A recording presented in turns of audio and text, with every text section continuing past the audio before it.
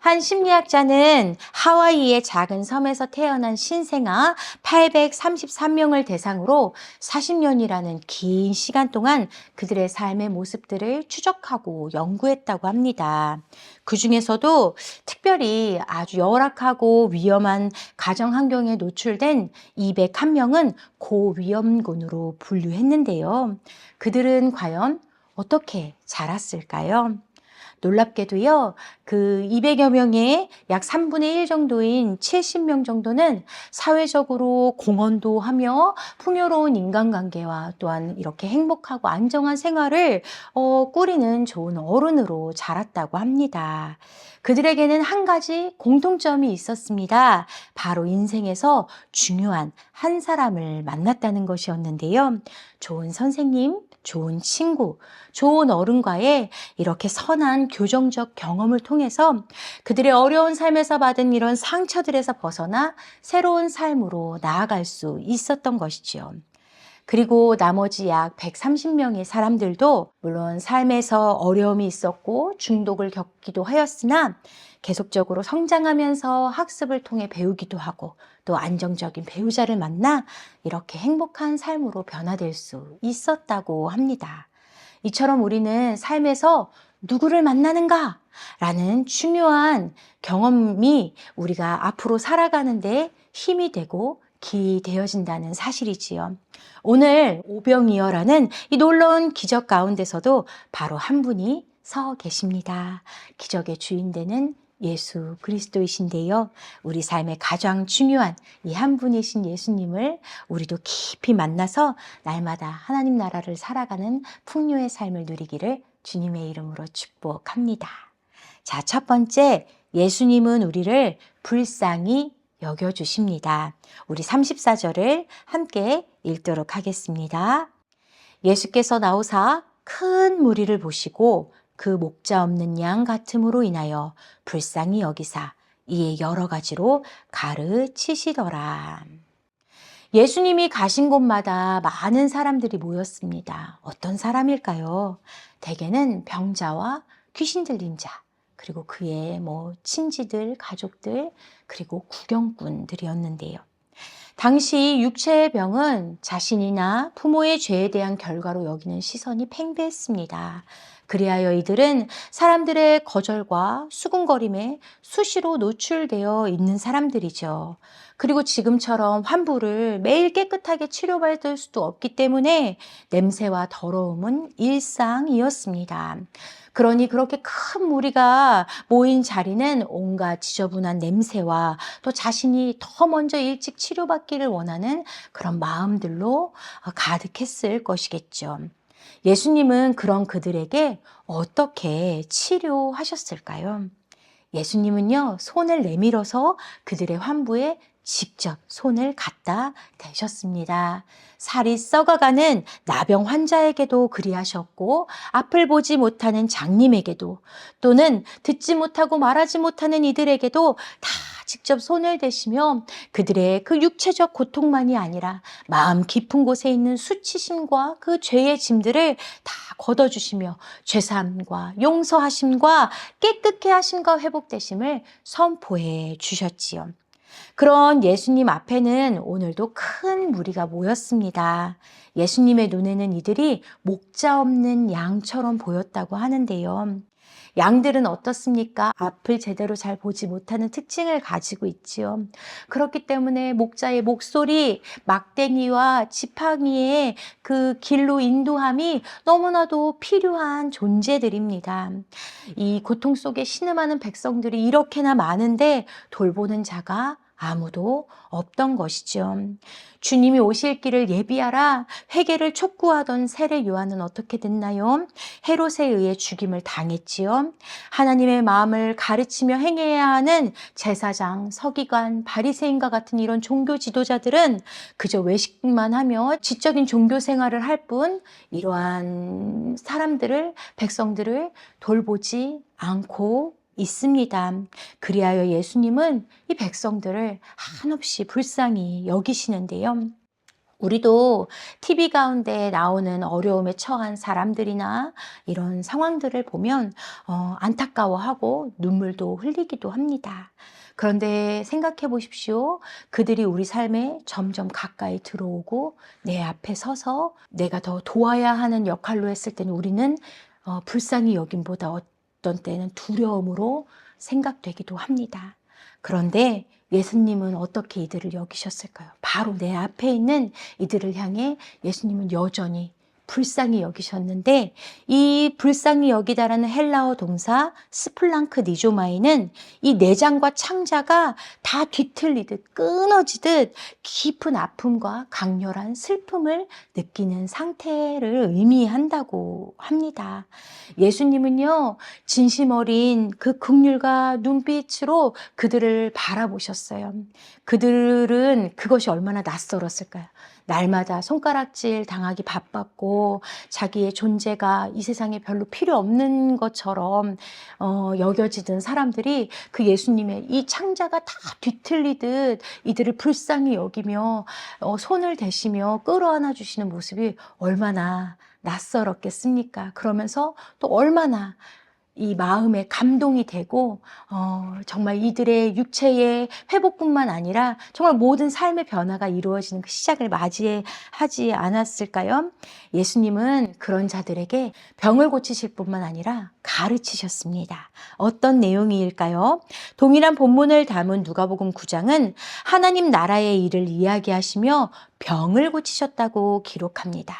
하나님 나라의 일, 심령이 가난한 너희들, 의에 줄이고 목마른 너희들, 애통하는 너희들, 하나님 나라가 주어졌다. 하나님의 선물, 하나님의 축복, 너희는 하나님의 자녀들이다. 라는 하나님 나라의 놀라운 은혜들을 선포하여 주셨던 것이지요. 그리고 선한 목자는 오히려 양을 위해 죽는 자이지 양을 버려두지 않는 자이다. 라고 정말 그 예수 그리스도의 놀라운 사랑을 그들에게 보여주셨던 것이지요. 그리하여 그들의 그 육체의 병들뿐만 아니라 이 짓무르고 찢긴 그 마음의 상처까지 회복하시며 주님의 사랑으로 가득 채워주셨습니다. 이와 같이 예수님은요, 그저 기적을 행하심으로 사람들을 선동하는 그런 분이 아니시지요. 단순히 또한 병 고치는 의사로서만 이 땅에 오신 것도 아닙니다. 예수님은 나를 사랑하셔서 나를 위하여 자기 자신을 버리심을 택한 분으로 목자 없는 양처럼 버려진 우리들을 모른 채 하지 아니하시고 나보다 나를 더 불쌍히 여기심으로 말미암아 이 죄인된 우리에게 친히 다가와 주셔서 우리를 어루만지시고 새롭게 하시는 은혜의 주님이심을 믿으시기를 주님의 이름으로 축복합니다. 그리하여 우리는 이 한 분 예수 그리스도를 만남으로 영원토록 우리가 누리며 살아갈 하나님의 나라를 선물로 얻은 자입니다. 그러니 우리도 온 마음으로 우리를 향하여 바라보고 계시는 주님과 눈과 눈을 맞추고 또 우리를 어루만지시는 주님의 손에 감사하며 날마다 새 힘을 얻어 하나님 나라의 그 풍성한 은혜를 누리시기를 주님의 이름으로 축복합니다. 자, 두 번째, 예수님은 우리 손을 통해 일하십니다. 큰 무리 앞에 예수님의 가르침이 있은 뒤에 해는 기울었고 저녁이 됐어요. 그러니 제자들도 좀 허기지고 지쳤던 것 같습니다. 빈들이라서 아무것도 없고 사람들도 배고플 테니 이들을 마을로 내려보내서 먹을 것을 사 먹게 합시다 라고 예수님한테 제안하지요. 예수님은 제자들에게 무엇이라고 말씀하십니까? 너희가 먹을 것을 주라 하고 말씀하십니다. 예수님이 많은 사람들을 가르치고 예수님도 좀 힘드셔가지고 제자들에게 그 일들을 이렇게 내어 맡기시는 걸까요? 그렇지 않지요. 분명히 예수님의 이 모든 말씀에는 뜻하심이 있는 것이지요. 우리 30절을 함께 읽도록 하겠습니다. 사도들이 예수께 모여 자기들이 행한 것과 가르친 것을 낱낱이 고하니. 이 말씀은 얼마 전 제자들이 다녀온 사역에 대해서 보고하는 장면입니다. 어떤 사역입니까? 예수님은 제자들에게 더러운 귀신을 제어하는 권능을 주셨지요. 그리고 두 사람씩 짝지어서 전도 사역을 보냈습니다. 제자들은 회개를 외쳤고 병든 자를 고치고 돌아와서 바로 이렇게 사역 보고를 사역을 했던 것이 바로 오병이어 직전에 있었던 일입니다. 예수님은 사역을 마치고 돌아온 제자들이 얼마나 힘든지 알고 계셨어요. 그래서 그들을 먹이고 또 쉬게 하려고 한적한 벳세다라는 곳으로 데려갔는데 이렇게 큰 무리들이 예수님과 제자들을 쫓아서 이렇게 오게 된 것이죠.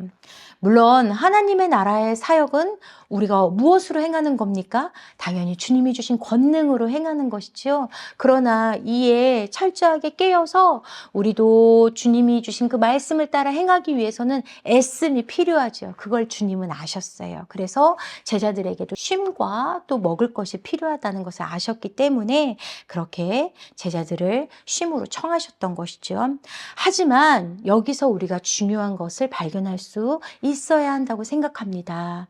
무엇이냐면 쉴 때라도 믿음을 놓쳐서는 안 된다라는 것이지요. 하나님 나라의 사역은 어떤 일정한 기간에만 행해지는 목표를 달성하는 프로젝트가 아니기 때문입니다. 정해진 사역이 다 끝났으니 지금 일어나는 일은 나와 상관이 없다라고 여겨서는 안 되는 것이지요. 주님이 우리와 함께 계실 때는 언제든지 하나님 나라에 놀라운 일이 일어나는 것 아니겠습니까? 그러니 여전히 나의 사역이 다 끝났다. 지금은 내가 아무 일도 하지 않아도 된다가 아니라 예수님이 너희가 먹을 것을 주라. 내가 쉬는 중에도 말씀하실 때에 행할 수 있는 일이 무엇인지 깨어서 주님께 여쭈어야 한다라는 겁니다. 예수님은 이 사건을 통해서 제자들이 언제나 주님을 믿고 바라보며 주님의 뜻을 따르고 행하는 자로 살아가야 한다는 사실을 가르쳐주고 계십니다. 그리하여 예수님은 제자들에게 어떤 방법으로 이를 가르치실까요? 직접 경험하게 하시는데요. 무리 가운데 가진 떡이 몇 개인지 가서 물어보라고 하신 뒤 한 아이가 가지고 있던 오병이어를 예수님께 가져오게 되지요. 예수님은 무에서 유를 창조할 수 있는 이미 능력이 있으신 분 아니겠습니까? 그런데 왜 꼭 굳이 제자들이 가지고 온 오병이어를 받으셔서 하늘을 향해 하나님을 바라보시며 감사와 찬양의 기도를 드리셨습니다.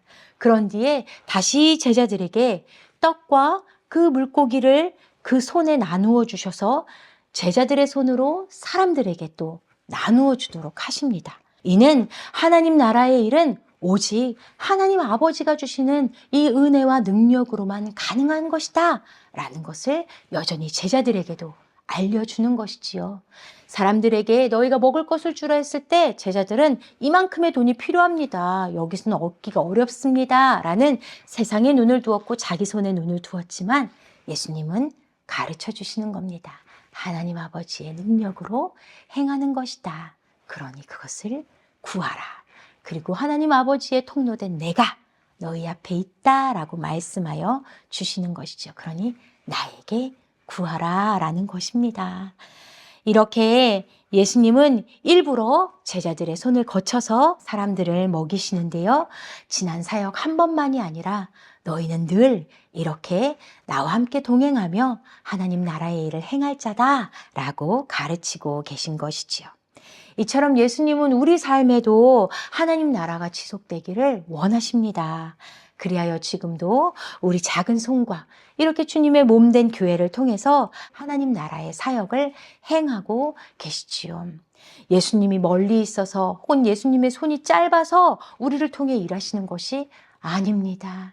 예수님은 이 모든 일을 스스로 홀로 행하실 수 있으나 우리의 손을 들어 이 하나님의 사역에 또한 이 귀한 예배에 참여시키시는 이유는 바로 하나님의 크신 은혜와 능력을 우리가 누리며 살아가기를 간절히 원하시기 때문입니다. 그러니 여러분 주일 예배를 마친 뒤 혹은 퇴근 후 집에서라도 물론 육신은 피곤하지만 그 쉼 가운데서도 우리의 마음과 우리의 시선은 주님께 있기를 간절히 축복합니다. 하나님 나라의 사역이 지금 우리 삶의 이 가정 가운데 가득하기 때문입니다. 그러니 우리를 통해 일하시는 주님께 우리의 손과 마음을 언제나 내어드릴 수 있는 우리가 되기를 주님의 이름으로 축복합니다. 자, 세 번째, 예수님은 우리를 채우고도 남습니다. 우리 42절과 44절을 함께 읽겠습니다. 다 배불리 먹고 남은 떡 조각과 물고기를 12바구니에 차게 거두었으며 떡을 먹은 남자는 5천 명이었더라. 큰 무리는 남자만 5천 명이 됩니다. 그리하여 혹자는 이 사건을 바라보면서 예수님의 기적이기보다는 아이가 내놓은 음식을 보고 다른 사람들도 주섬주섬 자기가 숨겨놨던 음식을 꺼내어 먹은 것이 아니냐 얘기하기도 하고, 또는 조금 그 양을 천천히 나눠 먹다 보니 배가 불렀을 것이다 라고 말하기도 합니다. 하지만 그렇다면 먹고 남은 떡과 물고기가 12바구니에 찼다는 내용은 성립이 어려운 것이죠. 그러면 갑자기 나타난 이 12바구니에 대해서 먼저 얘기를 하면 좋겠습니다. 어디서 나타난 걸까요? 하나님이 바구니도 같이 주셨을까요? 아닙니다. 유대인들은요, 정결한 음식을 먹는 규례를 지키던 자들이었기 때문에 항상 개인 바구니를 가지고 다녔다고 해요. 그러니 이 12바구니는 누구의 바구니였을 확률이 높겠습니까? 12제자들의 바구니일 확률이 높겠지요. 예수님께서 그 오병이어를 받아서 하나님을 향하여 축사하시고 이것을 제자들에게 나눠 주었을 때 그 사람들이 100명 혹은 50명씩 그렇게 5천 명이 나누어서 앉아 있었지 않습니까? 그러니 제자들의 손으로 그것을 자기 바구니에 담아 계속 갖다 주었던 것이지요. 한 번 갖다 주고 또 다른 무리들을 갖다 줄 때마다 그들은 어떤 생각했을까요? 저 무리들은 이제 못 먹는 거 아닌가? 이게 가능한 일인가? 라고 하면서 끝까지 모든 무리들에게 다 갖다 주고 이제 나중에 제자들이 먹었겠지요. 그리고 나서도 자기 바구니에 여전히 남아있는 것을 보게 되는 것이죠. 이처럼 하나님은요, 우리에게 은혜를 베푸실 때 차고도 넘치도록 부족함이 없도록 베푸시는 분이심을 믿어야 할 것입니다. 성도 여러분도 아마 이 긴 삶을 살아오시면서 우리 삶의 부족함과 어려움들을 주님께서 놀라운 기적으로 채워주셨던 많은 그런 사건들과 경험들이 있으신 줄 믿습니다. 하지만 어떻습니까? 조금만 시간이 지나면 우리는 이 큰 은혜를 받고도 금세 잊어버리기도 하는 자들입니다. 너무 급박하고 어려운 상황을 주님이 해결해 주셨을 때 감사합니다 하지만 그 다음날 되면 그 갈급했던 마음들이 어느새 사라지고 주님과는 좀 거리가 멀어지고 이제는 더 이상 구하지 않는 우리의 마음들을 아마 여러 번 발견하셨을 겁니다. 또 이렇게 큰 은혜를 받고서도 부족하다 말하기도 합니다. 하루뿐이냐, 오병이어를 매일매일 몇 끼마다 주지 이렇게 한 번만 행하냐, 그리고 또 띄엄띄엄 7병이요 이렇게 뭐 한 2번뿐이냐 라고 말하기도 하고, 정말 광야에서 이스라엘 백성들을 하나님께서 늘 만나 매출하기로 먹이셨을 때도 그들 어떻게 했습니까? 이것뿐이냐, 지겹다 라고 말하지 않았습니까? 우리는 그렇게 연약한 자들입니다. 하지만 하나님은 전혀 부족하지 않으시지요. 이렇게 믿음이 부족하고 또 금세 마음이 변하는 이런 우리에게도 끊임없이 하나님의 은혜와 사랑을 베풀어 주시는 주님입니다. 그리고 하나님은 우리에게 가장 좋은 선물을 주셨지요. 바로 무엇입니까? 예수 그리스도입니다. 하나님의 아들, 영원하신 생명의 떡, 그 예수 그리스도를 우리에게 주심으로 우리의 오늘의 삶이 헛헛하지 않도록, 우리의 삶이 홀로 있다고 말하지 않도록 임마누엘 우리 주님을 우리에게 허락하셨지요. 그리하여 영원한 하나님의 나라를 오늘도 바라보게 하십니다. 그러니 우리의 삶은 잘못될 수가 없습니다. 가장 좋은 예수님을 만났는데 어찌 우리의 삶이 실패할 수 있겠습니까? 그러니 우리 이렇게 차고도 넘치는 사랑을 받은 우리는 또한 그 영원한 사랑을 감사하며, 또한 우리가 받은 그 은혜들을 세어볼 때에 이렇게 손에 쥔 재물이나 또한 어떤 눈에 보이는 것을 넘어서 정말 예수 그리스도를 나는 얻은 자라, 정말 내 주님을 향한 믿음이 더 자라기를 원한다는 은혜의 고백을 할 수 있는 우리 아이빗교회 성도들이 되기를 주님의 이름으로 축복합니다. 오늘은 아이빗교회 추수감사 주일인데요. 이렇게 정말 11월이 되어서 이제는 2달밖에 2025년이 남지 않았습니다. 여러분의 한 해의 삶을 돌아보시며 하나님의 은혜가 좀 선명히 보이지 않는다면, 너무나도 힘든 일들이 더 많이 혹시 생각나신다면 오늘 이 시간 주님의 십자가 앞으로 나아가십시오. 그리고 잠잠히 이렇게 고백하시기 원합니다. 지금까지 지내온 것 주의 크신 은혜라. 한이 없는 주의 사랑 어찌로 말하랴. 자나깨나 주의 손이 항상 살펴주시고 모든 일을 주 안에서 형통하게 하시네. 우리 이렇게 고백할 때 선명히 보이지 않았던 어려웠던 일들이 가득했던 내 삶이 주님의 빛으로, 주님의 은혜로 충만히 차고 넘칠 것을 축복합니다.